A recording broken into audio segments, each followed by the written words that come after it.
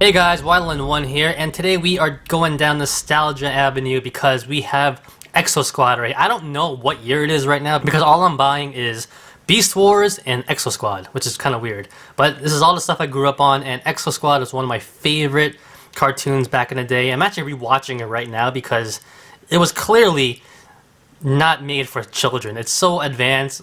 It's treachery, politics, backstabbing, genocide, slavery, it's crazy. But other than that, as a kid, I loved these figures.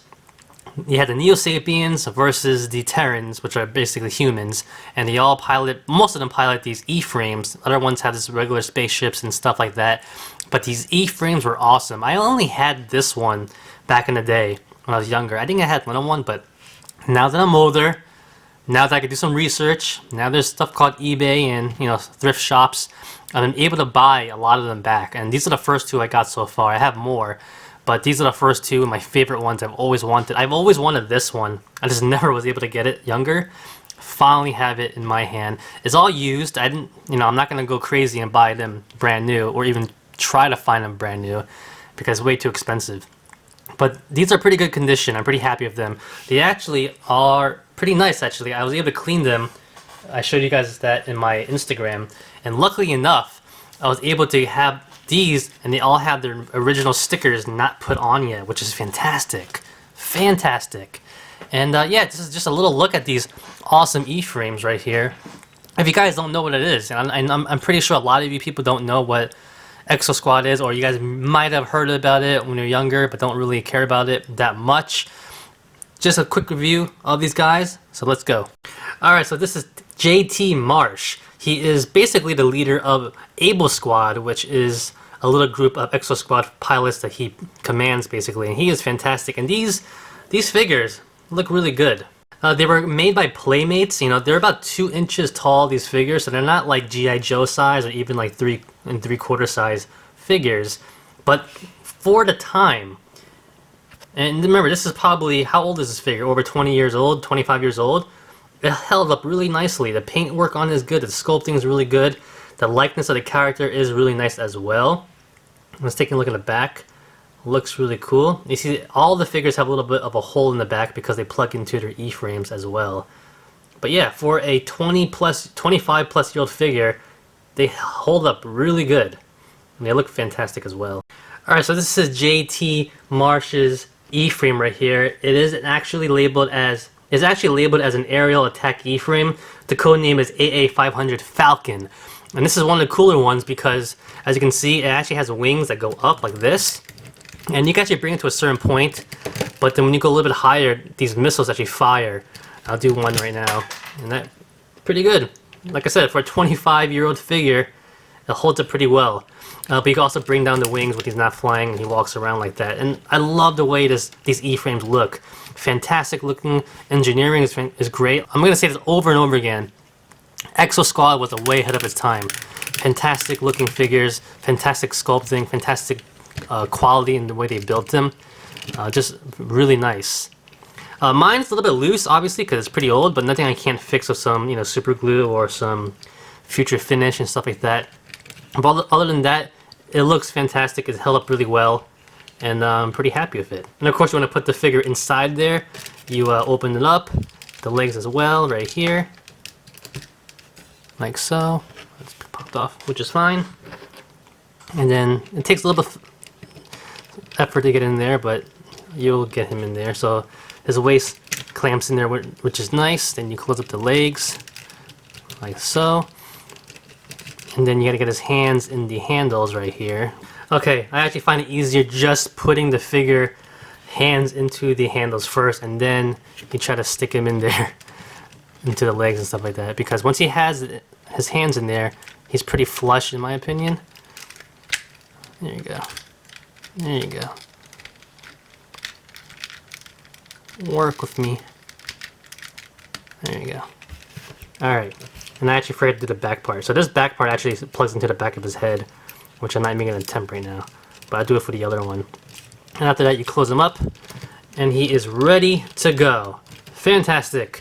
Arms work really nicely because the arms of the figure are on a ball joint and a hinge, and it actually is pretty movable, which is nice.